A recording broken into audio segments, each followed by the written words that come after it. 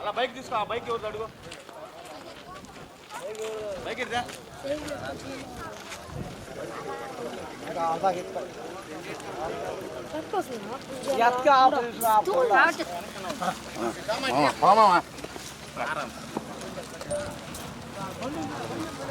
వచ్చేది మా అక్కలు తీసిన అవుతాయి కదా, బైక్ ఆడ పెట్టే అటు చూసుకుంటాం. ఇది పొలాల మీద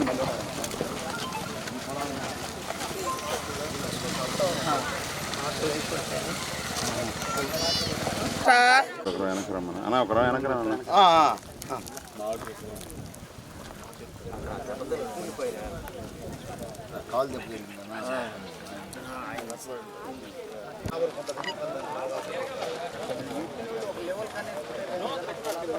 పాడు గ్రామానికి సంబంధించి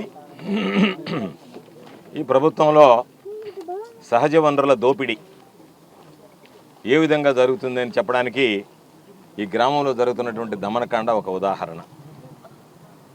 ఎందుకంటే గ్రామానికి సంబంధించి పాపం నిరుపేదలు సాగు చేసుకుంటున్నటువంటి భూమి ఇది. సర్వే నెంబర్ 57కు సంబంధించినటువంటిది. దీంట్లో గతంలోనే డీఫామ్ పట్టాలు ఇవ్వడం జరిగింది. దానికి సంబంధించి వాళ్ళు కొంతమంది సాగులో కూడా ఉన్నారు.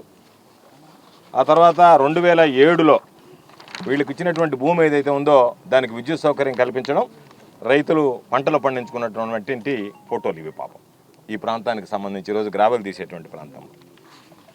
అటువంటి నేపథ్యంలో మరలా జగన్మోహన్ రెడ్డి గారు ముఖ్యమంత్రి అయిన తర్వాత 2023లో 240 ఎకరాలు ఉన్నటువంటి దీనిలో 174 ఎకరాల 67 సెంట్లని అనాధీనంగా మారుస్తూ ఈ పేదలకు సంబంధించి 140 మందికి పట్టాలు ఇవ్వాలి అని చెప్పి ఆ రోజు నేను మంత్రిగా ఉన్నప్పుడు తీసుకున్నటువంటి నిర్ణయం. ఇవన్నీ ఈ విధంగా ఉండి రైతుల అనుభవంలో ఉండి వాళ్ళు పండించుకుంటున్నటువంటి సాగు చేసుకుంటున్నటువంటి భూముల్లోకి ఈరోజు అక్రమంగా ప్రవేశించడం జరిగింది. ఆ రోజు మేము తెచ్చినటువంటి అనుమతుల్ని మేము నిరోధించాం. మా ప్రభుత్వంలోనే అనుమతులు వచ్చాయని చెప్పారు మీరు. మా ప్రభుత్వంలో రాలే, మీ ప్రభుత్వంలో ఉన్నప్పుడు ఎన్ఓసీలు ఇచ్చారు.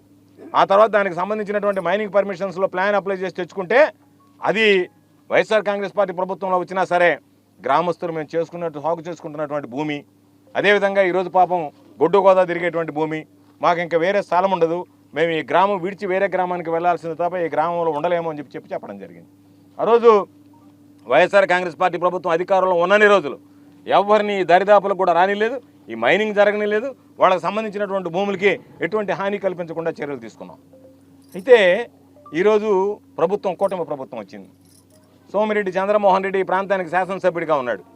ఎవరైతే ఆ రోజు తీసుకున్నారో, ఎవరినైతే మేము ఆపామో వాళ్ళ దగ్గర నుంచి మాకు ఇచ్చేయండి, మేము దానికి సంబంధించినటువంటి గ్రావెల్ దోచుకుంటామని చెప్పి ఒక వ్యక్తిని పురమాయించి ఆ వ్యక్తి ద్వారా డబ్బు పెట్టించి వాళ్ళ దగ్గర ఉన్నటువంటి పర్మిషన్లు వీళ్ళు తీసుకొని చంద్రమోహన్ రెడ్డి వాటా పెట్టుకొని ఈరోజు పేదలకు సంబంధించి కడుపు కొట్టడానికి మీకు మనసు ఎలా వచ్చిందని చెప్పి ఈ సందర్భంగా అడుగుతున్నా.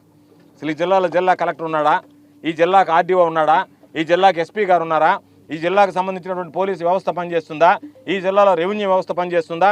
ఏ రోజుకు ఆ రోజు వాళ్ళు సాగు చేసుకుంటున్నటువంటి భూముల్లోకి ఇక్కడ వరకు ఉంది ఇక్కడ వరకు ఉందని సర్వేయర్ అబద్ధాల రాళ్ళు పాతుతూ పోతుంటే వాళ్ళ ఆధీనంలో ఉన్నటువంటి భూములు ఎక్కడైతే మంచి గ్రావెల్ దొరుకుతుందో ఆ గ్రావెల్ రోజు రోజుకి జరుపుకుంటూ పోతూ ఉంటే పాపం ఆడబిడ్డ ఈరోజు చెప్పింది, అయ్యా నాకున్నటువంటి భూమిని పెరుక్కున్నారు, పాపం నా పక్కనే ఉంది, పెరుక్కున్నారు, పోయి ఆపడానికి పోయాం.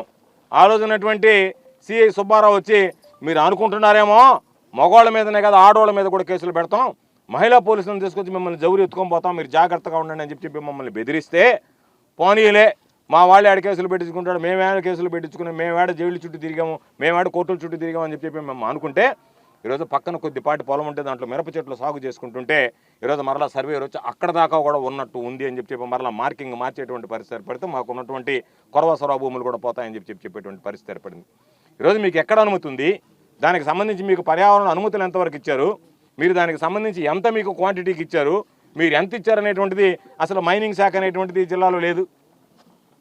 ఎక్కడ పడ్డా సరే మీరు ఏమైనా ఎత్తుకోండి మాకెంత ముట్ట చెప్పండి అని చెప్పి ఆ డీడీ ఎవరైతే ఉన్నారో మైనింగ్ డీడీ నిద్ర లేస్తే అవినీతిలో మునిగి తేలడం తప్ప రేపు వీళ్ళందరి చేత నేను ఒకటే చెప్తున్నా, ఈరోజు మీరు అనుకుంటున్నారా మీ ప్రభుత్వం ఉందని, మీ చేత మీరు తిన్నటువంటి తప్పుడు సొమ్ము మొత్తం కక్కించేదాకా వదిలిపెట్టేటువంటి పరిస్థితి ఉండదు అనేటువంటి విషయాన్ని గుర్తుంచుకోండి. ప్రతి ఒక్కరు ఎవరైతే ఈరోజు విర్రబీగుతున్నారో మా దగ్గర ఉందనుకున్నారో మీరు తిన్న డబ్బు డీడీ మైన్స్ దగ్గర నుంచి రెవెన్యూ డిపార్ట్మెంట్ దగ్గర నుంచి ఎవరెవరైతే ఉన్నారో ఎవరైతే ఈరోజు బళ్ళలో ఎత్తకపోతున్నారో ఆ బళ్ళ నెంబర్లతో సహా నమోదు చేయండి. ఆ ఓనర్ని పిలిస్తే బుర్ర కథ చెప్పినట్టు చెప్తాడు, అరగంట లోపల ఏం జరిగింది, ఎవరు తీసుకున్నారు, ఎవరు ఉండారనేటువంటిది.